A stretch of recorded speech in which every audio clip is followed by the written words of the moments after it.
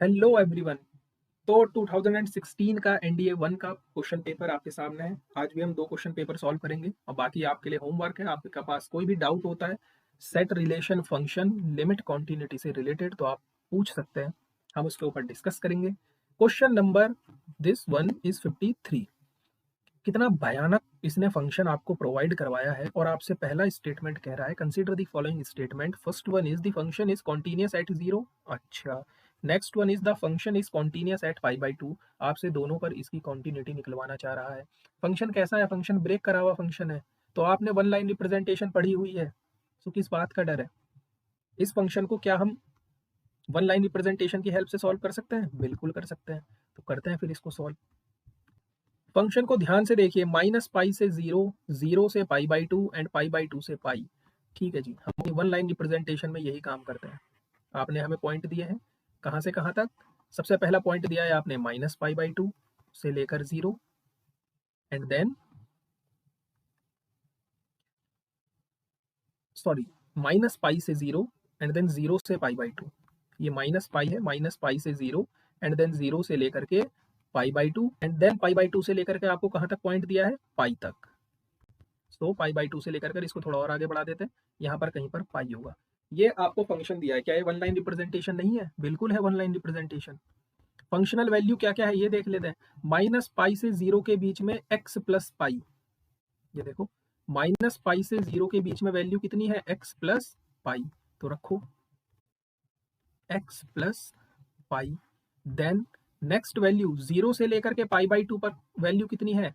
पाई cos x, pi cos x. और pi by two से लेकर कर पाई पर, पाई बाई टू से लेकर कर पाई पर वैल्यू कितनी है? X minus pi by two का whole square, X minus pi by two का होल स्क्वायर। एग्जाम में इतना समय थोड़ी लगाओगे आप, वहां तो सीधी एक लाइन खींचनी है और सारे पॉइंट आपको डिनोट कर देना है। आपसे एक तो जीरो पर इसकी कॉन्टिन्यूटी पूछी है, एक पाई बाई टू पर इसकी कॉन्टिन्यूटी पूछी है। ठीक है भाई, जीरो पर इसकी लेफ्ट हैंड लिमिट बताओ। एक्स की जगह जीरो पुट करो, पाई। एक्स की जगह पर जीरो पुट करो, pi. Left hand limit equal to right hand limit, तो एक चीज तो हमारी कंफर्म हो गई। फिर पाई बाई टू पर पूछिए, पाई बाई टू पर वह वैल्यू रखो, एक्स की जगह पर पाई by to, cos pi by to zero. यहाँ पर एक्स की जगह पर पाई बाई टू पुट करो, पाई by to minus pi by to zero. ठीक है जी, यानी कि जीरो और पाई बाई टू पर दोनों पर फंक्शन की लिमिट तो एग्जिस्ट कर गई। अब बचा कॉन्टिन्यूटी का सवाल, तो सबसे पहले जीरो पर चेक कर लेते हैं। जीरो पर यहाँ पर ब्रैकेट क्लोज्ड है, इसका मतलब जो फंक्शनल वैल्यू मिलेगी जीरो पर वो इस वाले फंक्शन से मिलेगी, इस वाले फंक्शन से नहीं मिलेगी। याद रखना, कॉन्टिन्यूटी में जो आप फंक्शनल वैल्यू निकालते हो वो फंक्शनल वैल्यू क्लोज्ड की तरफ मिलेगी। ओपन का मतलब क्या होता है कि जीरो इसमें इंक्लूड नहीं है, और क्लोज्ड का मतलब क्या होता है कि एंड पॉइंट इसमें इंक्लूडेड है। ठीक है, तो जैसे ही आप यहाँ पर x की जगह पर जीरो पुट करोगे, क्योंकि जीरो पर कॉन्टिन्यूटी देख लो पहले, तो जीरो पर जैसे ही पुट करोगे तो cos जीरो 1 होता है, तो पाई देगा। यानी कि जीरो पर इसकी लिमिट भी पाई और फंक्शनल वैल्यू भी पाई, तो जीरो पर फंक्शन कॉन्टिन्यूअस है। पाई बाई टू पर देखो, इसने गेम खेला हुआ है शायद। पाई बाई टू पर ब्रैकेट यहाँ पर क्लोज्ड है, पाई बाई टू पर ब्रैकेट यहाँ पर क्लोज्ड है। पाई बाई टू की फंक्शनल वैल्यू इससे नहीं निकलेगी। याद रखना, पाई बाई टू की फंक्शनल वैल्यू इससे नहीं निकलेगी, पाई बाई टू की भी फंक्शनल वैल्यू इसी से निकलेगी।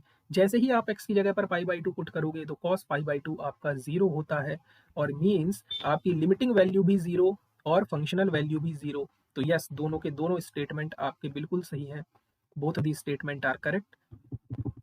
Yes, both A and B correct. Question number 82 को ध्यान से देखो। e की पावर x, याद रखना कुछ फंक्शंस ऐसे हैं जो किसी पॉइंटों पर, एक फिक्स्ड पॉइंट पर अपना बिहेवियर चेंज करते हैं। जैसे मॉड एक्स फंक्शन की अगर मैं बात करूं, तो मॉड एक्स फंक्शन अपना बिहेवियर जीरो पर चेंज करता है। जीरो के इधर ये पॉजिटिव होता है और जीरो के इधर ये नेगेटिव होता है। हम एक लेक्चर फंक्शंस के ऊपर अलग से डिस्कस कर लेंगे। ठीक है, ऐसे ही e की पावर x जो होता है, e की पावर x भी इन्फिनिटी, e की पावर x भी इन्फिनिटी पर अपना बिहेवियर चेंज करता है। e की पावर माइनस इन्फिनिटी की वैल्यू जीरो होती है और e की पावर इन्फिनिटी की वैल्यू इन्फिनिटी होती है। कुछ फंक्शंस ऐसे हैं जो अपना बिहेवियर चेंज करते हैं। तो उसने आपसे पूछा भी इसी हिसाब से है कि जब x की वैल्यू जीरो की तरफ टेंड करेगी तो e की power minus one upon x square कहाँ पर टेंड करेगा। ठीक है, तो हमें एक चीज पता है कि वन अपॉन जीरो इन्फिनिटी होता है। वन अपॉन जीरो क्या होता है? इन्फिनिटी होता है। अब आपको यहाँ ध्यान से देखने वाली बात यह है कि यहाँ पर है आपके पास एक्स स्क्वायर, आप इसको नेगेटिव साइड से लाओ चाहे पॉजिटिव साइड से लाओ, इसका स्क्वायर हमेशा पॉजिटिव बनेगा। ये बात क्लियर है। हमें पता है कि जीरो के इधर की वैल्यू का स्क्वायर भी पॉजिटिव और जीरो की इधर की वैल्यू का स्क्वायर भी पॉजिटिव। मतलब जब हम जीरो को, इसका मतलब क्या है, लिमिट एक्सटेंड टू जीरो, कि जब हम जीरो की तरफ टेंड करेंगे, चाहे लेफ्ट हैंड साइड से करें चाहे राइट हैंड साइड से करें, इसका स्क्वायर तो हमेशा ही पॉजिटिव बनेगा।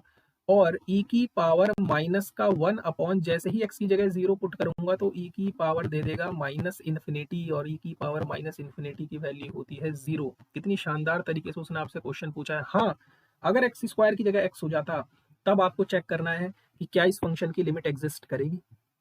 Okay, another one question, question number 85, ये आपको होमवर्क है, रिलेशन का क्वेश्चन है। कह रहा है कि n आपको सेट ऑफ नेचुरल नंबर मिला है, इसके अंदर आपको रिलेशन कैसा मिला है कि n is a factor of m। n क्या है, m का एक फैक्टर है। तो आपको बताना है इनमें से कौन सा स्टेटमेंट सही है, रिफ्लेक्सिव, सिमेट्रिक, ट्रांजिटिव और इक्विवेलेंस रिलेशन।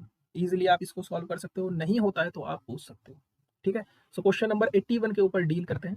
इतनी प्यार से उसने आपसे क्वेश्चन नंबर 81 को पूछ लिया कि अगर limit extending to zero f x equals to a square एक कांस्टेंट नंबर है, आप यहाँ x की जगह 1 रखो, 2 रखो, 3 रखो, 4 रखो, कोई फर्क नहीं पड़ता, इसकी वैल्यू हमेशा ए स्क्वायर ही रहेगी। तो कह रहा है इसकी वैल्यू बताओ। भाई साहब, फंक्शन में चेंज तभी तो होगा जब यहाँ पर कुछ वेरिएबल होगा। अगर फंक्शन आपको देता f x equal to x, तब मैं कहता भाई x अपॉन ए क्या होगा, मतलब मैंने x की जगह पर क्या पुट कर दिया, x अपॉन ए पुट कर दिया। यही तो मैं कहना चाह रहा हूँ। लेकिन यहाँ पर क्या है, फंक्शन आपको कांस्टेंट मिला है, मतलब आप इस x की जगह x अपॉन ए रखो, x अपॉन बी रखो, x अपॉन सी रखो, इस ए स्क्वायर का तो कोई रोल चेंज कर ही नहीं सकता। मतलब ये भी किसके बराबर ही आएगा, ए स्क्वायर के बराबर ही आएगा। दिमाग लगाने की भी जरूरत नहीं है इस क्वेश्चन में। क्वेश्चन नंबर 72 को ध्यान से देखना, पेपर थोड़ा धुंधला है, ये प्रिंट ही ऐसा हुआ है, मीन्स था ही उसमें ऐसा। यहाँ पर हम डिफरेंशियबिलिटी की बात तो अभी हमने पढ़ी नहीं है, लेकिन इस फंक्शन की हम लिमिट और कॉन्टिन्यूटी की बात तो जरूर कर ही सकते हैं। फंक्शन कहाँ पर ब्रेक हुआ हुआ है, जीरो पर ब्रेक हुआ है। वन लाइन रिप्रेजेंटेशन के खूब सारे क्वेश्चन आपने सॉल्व कर लिए। यहाँ पर 2 प्लस एक्स, यहाँ पर 2 माइनस एक्स। आपसे पहले कह रहा है function is continuous at zero, जैसे ही यहाँ पर जीरो पुट करोगे आपको 2 मिलेगा, जैसे ही यहाँ पर जीरो पुट करोगे आपको 2 मिलेगा। लिमिट तो एग्जिस्ट कर रही है, लेकिन जीरो पर इक्वलिटी यहाँ पर लगी हुई है, ध्यान से देखो, greater than and equals to, मतलब जीरो पर इक्वलिटी कहाँ है, यहाँ पर है। इसका मतलब जीरो पर फंक्शनल वैल्यू कौन देगा, ये देगा। तो यहाँ पर एफ जीरो की वैल्यू कितनी आएगी, 2 ही आएगी। तो इसका मतलब फंक्शन कॉन्टिन्यूस तो बनेगा ही बनेगा। तो तीसरा ऑप्शन तो बिल्कुल सही है। अगर तीसरा ऑप्शन सही है तो पहला ऑप्शन तो कट हो गया अपने आप। ये कह रहा है 1 ओनली, तो गलत है। हाँ, बाकी 3 ऑप्शन पर हम काम कर सकते हैं। पहले वाले पार्ट से आप बाकी चीजें डिस्कार्ड कर सकते हो। कैसे, देखो, फंक्शन ब्रेक है जीरो पर, जीरो के इस तरफ है 2 माइनस एक्स, जीरो के इस तरफ है 2 प्लस एक्स, और आपसे लिमिट पूछ किसकी दिया है, 1 की, एक्सटेंडिंग टू 1। 1 कहाँ पर होगा, यहाँ पर।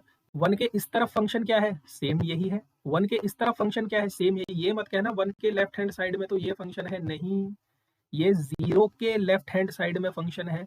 अगर आपको इस चीज में डाउट होता है तो आपको क्या करना है, जीरो के जिस भी पॉइंट पर आप लेफ्ट हैंड फंक्शन और राइट हैंड फंक्शन देखना चाहते हो, सपोज मैं जीरो के लेफ्ट हैंड और राइट हैंड में फंक्शन का चुनाव करना चाहता हूँ, तो मैं क्या करूंगा, एक छोटा सा बॉल बनाऊंगा, छोटा सा, बिल्कुल जितना पॉसिबल छोटा बॉल हो सके उतना छोटा पॉसिबल बॉल बना दूंगा, और देखूंगा यहाँ पर ये जो बॉल मैंने बनाया है, ये ड्रॉ जो करा है, इसका जो लेफ्ट हैंड वाला एरिया है इसमें कौन सा फंक्शन है, और इसके राइट हैंड वाले एरिया में कौन सा फंक्शन है।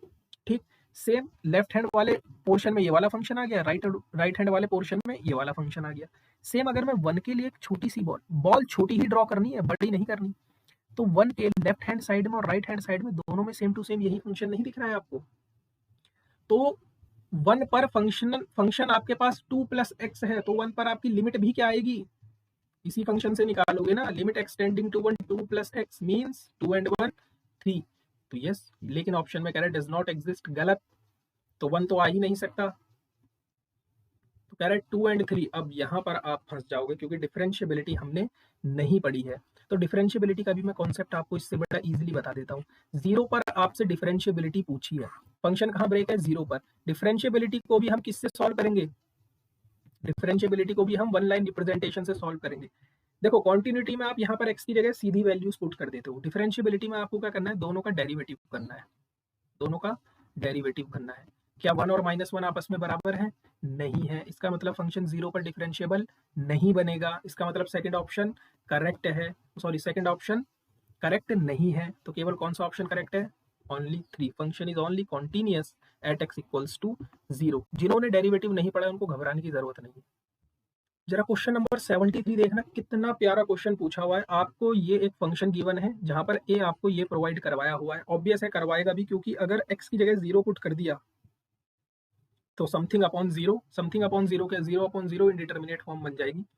ये कह रहा है कि कौन से सेट के अंदर फंक्शन कॉन्टिन्यूअस होगा। तो सबसे पहला ऑप्शन तो उसने आपको दे, अच्छा सबसे पहला तो ऑप्शन उसने दे दिया d इक्वल्स टू आर, क्या ये फंक्शन r के अंदर कॉन्टिन्यूअस होगा। देखो मैंने अभी जस्ट आपको प्रीवियस सेशन में बताया था कि जो मॉड एक्स फंक्शन होता है, ये मॉड एक्स फंक्शन अपना 0 पर बिहेवियर चेंज करता है। अच्छा अगर यहाँ पर मॉड ना होता, सिंपल सा x दिया होता, तो फिर इस क्वेश्चन का कोई औचित्य ही नहीं होता। ये 2x अपॉन x बन जाता और ये वैल्यू 2 आ जाती। और कांस्टेंट फंक्शन हमेशा क्या होता है?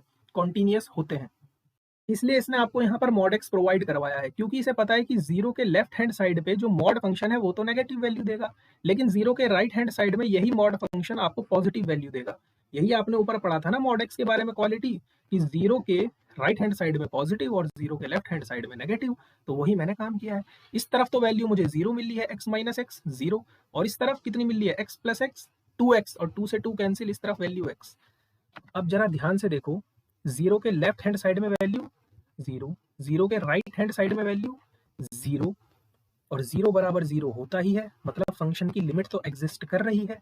लेकिन इसकी फंक्शनल वैल्यू क्या है? f0 पर ये वैल्यू आपको क्या प्रोवाइड करवाएगा?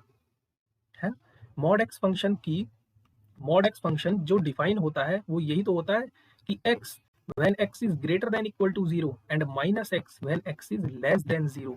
तो इक्वलिटी कहां पर है? यहां पर है, मतलब इस वाले पोर्शन में इक्वलिटी है। जैसे ही x की जगह पर 0 पुट करोगे तो यहाँ पर भी वैल्यू कितनी मिल जाएगी? 0। इसका मतलब ये फंक्शन पूरे r पर कॉन्टिन्यूअस है। समझ में आई बात? वीडियो पॉज करना, दोबारा से देखना, आपको समझ में आ जाएगी। ये मॉड एक्स फंक्शन का वन लाइन रिप्रेजेंटेशन है और ये मॉड एक्स फंक्शन का मैथमेटिकली रिप्रेजेंटेशन है, जैसे हम इसको रिप्रेजेंट करते हैं। So hope you like this video, thank you so much, जय हिंद। कुछ कॉन्सेप्ट्स जो आपके लिमिट, कॉन्टिन्यूटी और डिफरेंशियबिलिटी के छूटे हुए, लाइक फंक्शंस का हम कैसे चुनाव करेंगे, कौन से फंक्शंस अपनी वैल्यूज चेंज करते हैं कि नहीं सर्टेन पॉइंट्स पर, इसके ऊपर हम एक छोटा सा लेक्चर्स बनाएंगे जिसके अंदर हम mod x function, greatest integer function, exponential function, logarithmic function के ऊपर काम करेंगे एंड बाकी के क्वेश्चंस को हम इनकी हेल्प से सॉल्व करेंगे। तब तक आप प्रीवियस सेशंस का रिवाइज करो, अपने प्रीवियस ईयर के क्वेश्चंस को सॉल्व करने की कोशिश करो, अपने पैटर्न को पहचानो कि यूपीएससी किस हिसाब से आपको क्वेश्चन देता है। थैंक यू सो मच, जय हिंद।